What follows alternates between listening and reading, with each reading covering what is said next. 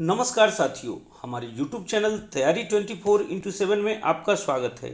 आज का जो वीडियो है यह जीव विज्ञान यानी बायोलॉजी से रिलेटेड वीडियो है और यह वीडियो आज का बहुत महत्वपूर्ण होने वाला है, इसलिए आप वीडियो के अंत तक बने रहिए। आज के वीडियो में मैं 25 क्वेश्चन लेके आया हूं और 25 के 25 क्वेश्चन बहुत महत्वपूर्ण है। अगर अब तक आपने कोई एग्ज़ाम दिया हो तो इसमें से बहुत सारे ऐसे क्वेश्चन मिलेंगे जो आपने एग्जाम में देखा होगा। और इस चैप्टर में मैं आज मानव शरीर व क्रिया विज्ञान से 25 क्वेश्चन को शामिल किया हूं। तो रिक्वेस्ट है कि वीडियो के अंत तक बने रहिएगा। वीडियो पसंद आए तो हमारे चैनल को लाइक और सब्सक्राइब करना ना भूलें। तो चलते हैं आज की सेशन की शुरुआत करते हुए अपने पहले क्वेश्चन की ओर। हमारा पहला क्वेश्चन है आज का, मनुष्य की खोपड़ियां में कितनी अस्थियां होती है? ऑप्शन ए है 8 अस्थि, ऑप्शन बी है 30, ऑप्शन सी है 10 और ऑप्शन डी है 22। तो मनुष्य के खोपड़ियों में कुल मिलाकर 22 अस्थियां होते हैं, जिनमें से आपका 8 जो होता है ना, 8 आपका कपाल अस्थि होता है ना, 8 कपाल अस्थि होता है और 14 जो होता है वो चेहरे का अस्थि होता है। ये याद रखिएगा, यानी हड्डियां जो होती है, टोटल मनुष्य के खोपड़ी में 22 हड्डियां होते हैं, जिसमें से 8 आपका कपाल का हड्डी होता है और 14 जो होते हैं वो चेहरे की हड्डियां होती है। उसके बाद चलते हैं हम अपने अगले प्रश्न की ओर। हमारा अगला जो प्रश्न है वो है, मनुष्य के शरीर में पसलियों की कितने जोड़े होते हैं? ऑप्शन ए है आपका 12, ऑप्शन बी है 30, ऑप्शन सी है 10 और ऑप्शन डी है 22। तो देखिए, मनुष्य के शरीर में पसलियों के जो जोड़े होते हैं वो 12 होते हैं, जिसे रिब केज के भी नाम से हम लोग जानते हैं। तो मनुष्य के शरीर में कितने पसलियां होते हैं? अगर जोड़े में पूछा जाए तो 12 जोड़े होते हैं, और अगर ऐसे पूछा जाए तो कुल पसलियों की संख्या 24 होती है और 12 जोड़े होते हैं। उसके बाद चलते हैं अपने अगले प्रश्न की ओर। हमारा अगला जो प्रश्न है वो है, मानव शरीर के किस अंग की हड्डी सबसे लंबी होती है? ऑप्शन ए है मेरुदंड, ऑप्शन बी है जांग, ऑप्शन सी है रिबकेज और ऑप्शन डी है भुजा। तो मानव शरीर की जो सबसे बड़ी हड्डी होती है वो जांग की हड्डी होती है और उसे फीमर कहा जाता है। याद रखिएगा, कहीं कहीं आपसे ये पूछ देगा कि मानव शरीर के सबसे बड़ी हड्डी का नाम क्या है, और यहाँ पूछा गया कि किस अंग की हड्डी सबसे लंबी होती है। तो यहाँ पे आपका उत्तर जांग हो जाएगा, लेकिन हड्डी का नाम पूछ दे तो आप फीमर को टिक करेंगे। उसके बाद चलते हैं अपने अगले प्रश्न की ओर। हमारा अगला जो प्रश्न है वो है, वृद्धावस्था में मनुष्य की हड्डियां जो है ना वो क्यों कमजोर हो जाती है? ऑप्शन ए है आयोडीन की कमी, ऑप्शन बी है लोहे की कमी, ऑप्शन सी है कैल्शियम की कमी और ऑप्शन डी है कोबाल्ट की कमी। तो जनरली क्या होता है, वृद्धावस्था में मनुष्य की हड्डियां में कैल्शियम की कमी और साथ साथ फॉस्फेट की कमी, ये दोनों की कमी होने के कारण हड्डियां जो है ना वो कमज़ोर हो जाती है। तो यहाँ पे जो आपका दिया गया है उत्तर, वो कैल्शियम की कमी होगा। क्या होगा? कैल्शियम की कमी होने के कारण मनुष्य, जो वृद्धावस्था के मनुष्य होते हैं, उनकी हड्डियां कमज़ोर हो जाती है। उसके बाद चलते हैं हम अपने अगले प्रश्न की ओर। हमारा अगला जो प्रश्न है वो है, अस्थियों एवं पेशियों को आपस में कौन जोड़ता है? यानी देखिए, स्केलेटन सिस्टम है, मानव के शरीर में जो कंकाल होता है और उसके ऊपर जो मांसपेशियां होती है, उन दोनों को कनेक्ट करता है। तो वही पूछा जा रहा है कि अस्थियों एवं पेशियों को आपस में कौन जोड़ता है? ऑप्शन ए है लिगामेंट, ऑप्शन बी है टेंडन, ऑप्शन सी है उपस्थित और ऑप्शन डी है छोटी पेशी। तो अस्थियों और पेशियों को जोड़ने वाला जो होता है ना, वो आपका टेंडन होता है। कौन होता है? टेंडन। इसको हिंदी में कहीं कहीं आपको कांडरा भी मिलेगा, ध्यान रखिएगा, कांडरा भी कहीं कहीं लिखल रहेगा और टेंडन भी लिखा होगा। तो अस्थियों एवं पेशियों को आपस में कौन जोड़ता है? तो आपका टेंडन या कांडरा है ना, वो जोड़ता है। उसके बाद चलते हैं हम अपने अगले प्रश्न की ओर। हमारा अगला जो प्रश्न है वो है, मनुष्य के जीवन काल में कितने दांत 2 बार विकसित होते हैं? ऑप्शन ए है 4, ऑप्शन बी है 12, ऑप्शन सी है 20 और ऑप्शन डी है 28। तो देखिए मनुष्य के जीवन काल में जो दांत दोबारा विकसित होते हैं जिसको कहा जाता है मिल्क टीथ, है ना। तो ये 20 जो दांत होते हैं, जैसे आप जितने भी लोग होंगे बचपन में सबका दांत टूटता है ना, तो मिल्क टीथ जो होते हैं जो दोबारा विकसित होते हैं वो कितने दांत होते हैं, तो 20 दांत होते हैं। याद रखेंगे 20 दांत जो होते हैं ना वो मनुष्य के जीवन में 2 बार विकसित होते हैं। उसके बाद चलते हैं हम अपने अगले प्रश्न की ओर। हमारा अगला प्रश्न है मानव की पाचन नली लगभग कितने फीट लंबी होती है। ऑप्शन ए है 16 फीट, ऑप्शन बी है 12 फीट, ऑप्शन सी है 20 फीट और ऑप्शन डी है 32 फीट। तो देखिए मानव शरीर के जो पाचन नली होता है ना वो लगभग कभी कभी क्या होता है कुछ लोगों में कम होता है, तो 25 से आप मान के चलिए 34 फीट के आसपास ये जो है ना लंबाई जो है ना डिपेंड करता है मानव के शरीर के अनुसार, है ना। तो यहाँ पे जो ऑप्शन आपका होगा मानव की पाचन नली लगभग कितने फीट लंबी होती है, तो ये 32 फीट हो जाएगा। कितना हो जाएगा, 32 फीट जो है ना मानव की पाचन नली लगभग 32 फीट लंबी होती है। उसके बाद चलते हैं हम अपने अगले प्रश्न की ओर। हमारा अगला जो प्रश्न है वो है निम्नलिखित में से कौन पाचन तंत्र का हिस्सा नहीं है। ऑप्शन ए है यकृत, ऑप्शन बी है पित्ताशय, ऑप्शन सी है कॉर्निया और ऑप्शन डी है आंत। तो देखिए पाचन तंत्र का हिस्सा जो है ना वो कॉर्निया नहीं, कॉर्निया देखिएगा आंख से रिलेटेड होता है ना। तो इसका सही उत्तर क्या हो जाएगा, कॉर्निया होगा जो पाचन तंत्र का हिस्सा नहीं है। उसके बाद चलते हैं हम अपने अगले प्रश्न की ओर। हमारा अगला प्रश्न है मानव शरीर में मानव शरीर में उस एंजाइम का नाम बताएं जो कार्बोहाइड्रेट को तोड़ने में मदद करता है ना। तो जिसे कहने का मतलब हम लोग जो भोजन लेते हैं तो उसमें जो कार्बोहाइड्रेट होता है जो कार्बोहाइड्रेट को छोटे छोटे भागों में विखंडित करता है, तो वो कौन सा एंजाइम जो है वो कार्बोहाइड्रेट को तोड़ने में मदद करता है। ऑप्शन ए है प्रोटीएज, ऑप्शन बी है लाइपेज, ऑप्शन सी है पेप्टिडेज और ऑप्शन डी जो है आपका एमाइलेज है ना। तो ये जो है ना कार्बोहाइड्रेट को तोड़ने में यही मदद करता है। एमाइलेज जो एंजाइम होता है ये कार्बोहाइड्रेट को छोटे छोटे भागों में क्या करता है, विभक्त करता है। उसके बाद चलते हैं हम अपने अगले प्रश्न की ओर। हमारा अगला प्रश्न है लार में कौन सा एंजाइम पाया जाता है। लार में कौन सा एंजाइम पाया जाता है। ऑप्शन है रेनिन, ऑप्शन बी है टाइलिन, ऑप्शन सी है टेनिन और ऑप्शन डी है रेजिन। तो लार में एंजाइम जो होता है ना वो टाइलिन होता है। अब देखिए कहीं कहीं आपको क्वेश्चन मिलेगा कि पाचन क्रिया कहाँ से प्रारंभ होती है, तो पाचन क्रिया ना मानव के मुख से ही प्रारंभ हो जाता है। और मुख में किस चीज का पाचन होता है, तो मुख में कार्बोहाइड्रेट का सिर्फ पाचन होता है ना। यहीं से कार्बोहाइड्रेट जो है ना वो टूटना शुरू होता है। और वही पूछा जा रहा है यहाँ पे कि लार में कौन सा एंजाइम पाया जाता है, तो टाइलिन एंजाइम पाया जाता है। उसके बाद चलते हैं हम अपने अगले प्रश्न की ओर। हमारा अगला जो प्रश्न है वो है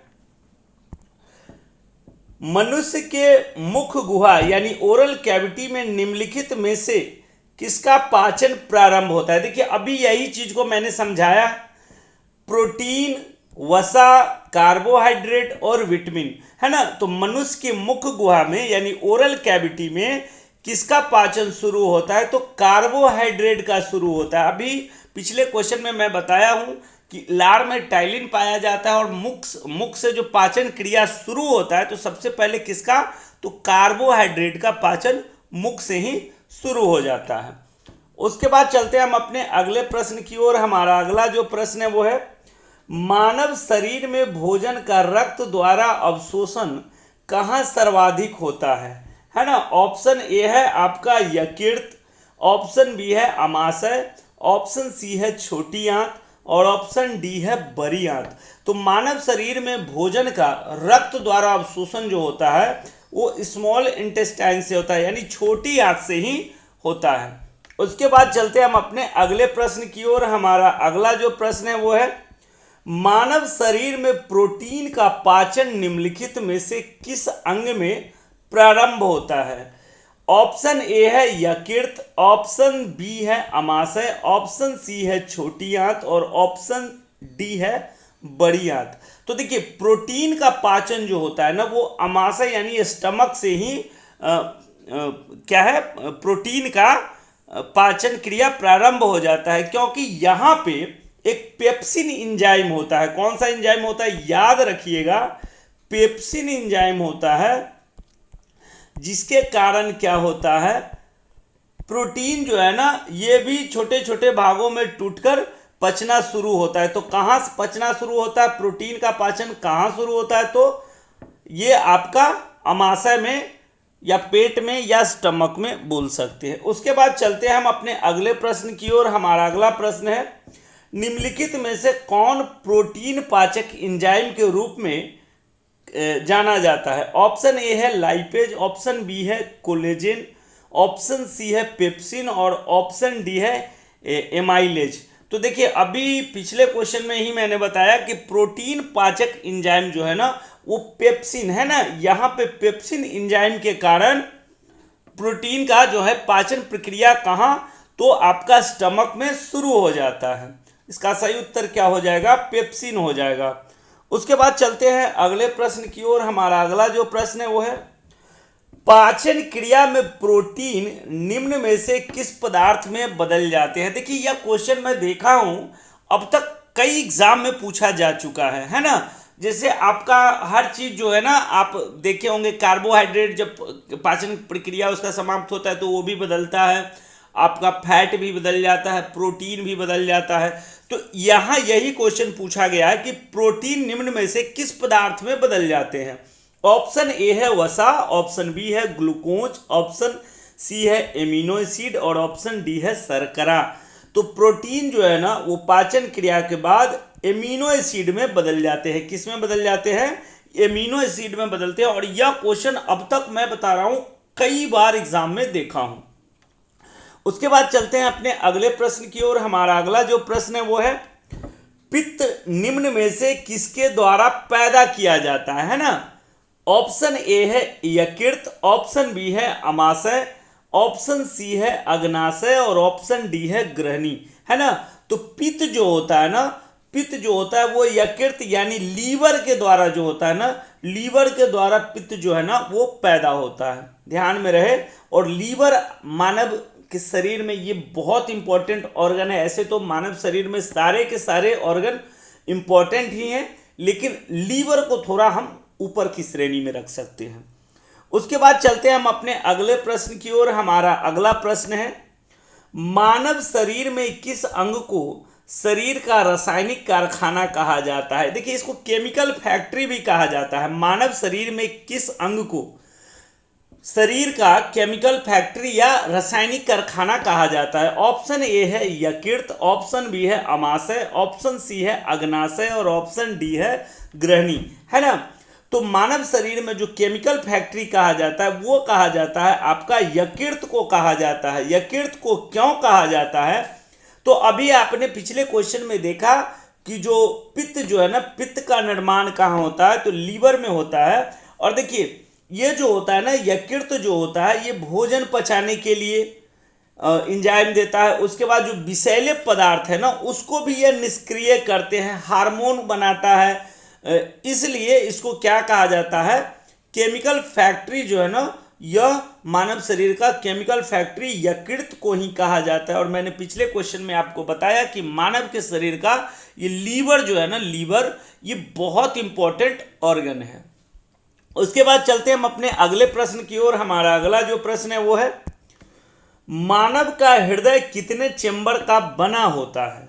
ऑप्शन ए है 2 चेंबर, ऑप्शन बी है 3 चेंबर, ऑप्शन सी है 4 चेंबर और ऑप्शन डी है 1 चेंबर, है ना। तो मानव का हृदय जो होता है ना वो 4 चेंबर का बना होता है। किससे बना होता है? 4 चेंबर से मानव का जो हृदय होता है वो बना होता है। उसके बाद चलते हैं हम अपने अगले प्रश्न की ओर। हमारा अगला जो प्रश्न है वो है, मानव रक्त का पीएच मान कितना होता है? ऑप्शन ए है 7.2, ऑप्शन बी है 7.8, ऑप्शन सी है 7.4 और ऑप्शन डी है 6.6। तो मानव रक्त का जो पीएच वैल्यू होता है ना वो आपका 7.4 होता है, क्योंकि एग्जैक्ट अगर कहा जाए तो ये होता है 7.35 से लेकर 7.45 तक होता है ना। तो इसीलिए हम लोग क्या मानते हैं, इसको 7.4 जो होता है ना वो मानव रक्त का पीएच वैल्यू होता है। उसके बाद चलते हैं अगले प्रश्न की ओर। हमारा अगला जो प्रश्न है वो है, शरीर का कौन सा अंग रक्त उत्पादन करता है? ऑप्शन ए है मस्तिष्क, ऑप्शन बी है अस्थिमज्जा यानी बोन मैरो, ऑप्शन सी है हृदय और ऑप्शन डी है फेफड़ा। तो मानव शरीर में जो रक्त का उत्पादन करता है वो बोन मैरो यानी अस्थिमज्जा जो है ना ये आपका रक्त का उत्पादन करता है ना, रक्त का उत्पादन यानी आरबीसी जो हम जिसको बोलते हैं। अब आइए अगले प्रश्न की ओर। अगला प्रश्न है कि मानव शरीर में खून का शुद्धिकरण की प्रक्रिया को क्या कहते हैं? ऑप्शन ए है डायलिसिस, ऑप्शन बी है हेमोलाइसिस, ऑप्शन सी है ऑस्मोसिस और ऑप्शन डी है पैरालिसिस। देखिए आपने सुना होगा कि खास करके जो व्यक्ति कैंसर से पीड़ित होते हैं, खास करके जो जिनके किडनी में प्रॉब्लम होता है, जो ब्लड का प्यूरिफिकेशन नहीं हो पाता है, तो आप देखते होंगे कि उनको डायलिसिस की ज़रूरत होती है, यानी बॉडी का जो खून होता है उसको शुद्ध किया जाता है। तो यहाँ पे यही पूछा गया है कि मानव शरीर में खून का शुद्धिकरण की प्रक्रिया को क्या कहा जाता है? तो ये डायलिसिस कहा जाता है ना। क्या कहा जाता है? डायलिसिस कहा जाता है। उसके बाद चलते हैं हम अपने अगले प्रश्न की ओर। हमारा अगला जो प्रश्न है वो है, किसकी मौजूदगी के कारण शरीर के भीतर रक्त नहीं जमता है? देखिए ये खास करके ध्यान में रखिएगा कि बहुत सारे लोगों का ना धीरे धीरे ब्लड जो है ना वो गाढ़ा होने लगता है, और वही गाढ़ा होने के कारण जो ब्लड वेसल जो होते हैं ना बॉडी में, उसमें रक्त का संचरण जो होता है ना वो सही से नहीं होता है और ब्लड क्लॉट कर जाता है, हार्ट अटैक की संभावना बढ़ जाती है। तो यहाँ पे यही क्वेश्चन पूछा गया है कि किसकी मौजूदगी के कारण शरीर के भीतर रक्त नहीं जमता है, यानी रक्त को या लिक्विड के तौर पे बना के रखता है और पूरे जो ब्लड वेसल्स होते हैं इसमें रक्त का आसानी से संचरण होते रहता है। आप देखिए कोई हार्ट पेशेंट होगा तो उसको इस तरीके का दवा दिया जाता है जो ब्लड को क्या करे, पतला बना के रखे। तो यहाँ पे जो ऑप्शन दिया गया है, क्या दिया गया है? फाइब्रिन, ऑप्शन बी में है प्लाज्मा, ऑप्शन सी में है हीमोग्लोबिन और ऑप्शन डी में है हेपेरिन, है ना। तो ये जो क्वेश्चन है इसका सही उत्तर क्या हो जाएगा? हेपेरिन जो होता है ना, हेपेरिन के कारण क्या होता है कि रक्त को बॉडी में ये तरल बना के रखता है। रक्त जो है ना वो गाढ़ा बहुत ज़्यादा नहीं होता है, जिससे ब्लड जो है ना वो क्लॉट होने की संभावना बढ़ जाती है। उसके बाद चलते हैं हम अपने अगले प्रश्न की ओर। हमारा अगला जो प्रश्न है वो है, रुधिर के प्लाज्मा में निम्न में से किसके द्वारा एंटीबॉडी निर्मित होता है? यानी ब्लड में जो, देखिए ब्लड में तो आप पढ़े होंगे कि ब्लड में प्लाज्मा भी होता है ना। तो ब्लड रुधिर के प्लाज्मा में निम्न में से किसके द्वारा एंटीबॉडी जो है ना वो निर्मित होता है? ऑप्शन ए है मोनोसाइट, ऑप्शन बी है लिम्फोसाइट, ऑप्शन सी है इओसिनोफिल और ऑप्शन डी है न्यूट्रोफिल, है ना। तो एंटीबॉडी का, ब्लड में जो एंटीबॉडी का निर्माण होता है वो आपका लिम्फोसाइट के कारण होता है। रुधिर के प्लाज्मा जो होते हैं ना वो जो है ना एंटीबॉडी का एक तरीके से लिम्फोसाइट के द्वारा निर्माण होता है। उसके बाद चलते हैं हम अपने अगले प्रश्न की ओर। हमारा अगला जो प्रश्न है वो है, निम्न में से किसको आरबीसी का कब्रिस्तान कहा जाता है? ऑप्शन ए है यकृत, ऑप्शन बी है अस्थिमज्जा, ऑप्शन सी है प्लीहा और ऑप्शन डी है परिशोधिका, है ना। अब आरबीसी का जो कब्रिस्तान कहा जाता है ये कहा जाता है स्प्लीन को, यानी प्लीहा को कहा जाता है। किसे कहा जाता है? स्प्लीन या प्लीहा। इंग्लिश में इसको स्प्लीन बोलते हैं और हिंदी में प्लीहा बोलते हैं, ठीक है। ये आरबीसी का कब्रिस्तान कहा जाता है इसको। और मतलब कब्रिस्तान का मतलब है कि आरबीसी जो है ना जाके यहीं पे इसकी डेथ हो जाती है। और आरबीसी का कार्यकाल आप भी जानते होंगे, कार्यकाल मतलब जीवन काल। तो ये 120 दिन का इसका जीवन काल होता है। उसके बाद चलते हैं हम अपने अगले प्रश्न की ओर। हमारा अगला जो प्रश्न है, और यह संभवतः आज का अंतिम प्रश्न है, प्रश्न है कि रक्त समूह की खोज किसने की थी।